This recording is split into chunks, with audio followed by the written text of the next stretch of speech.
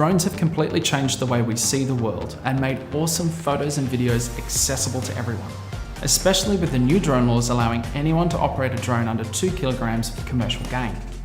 So, does this mean you need to be careful with who you choose to get your aerial photos and videos? Absolutely.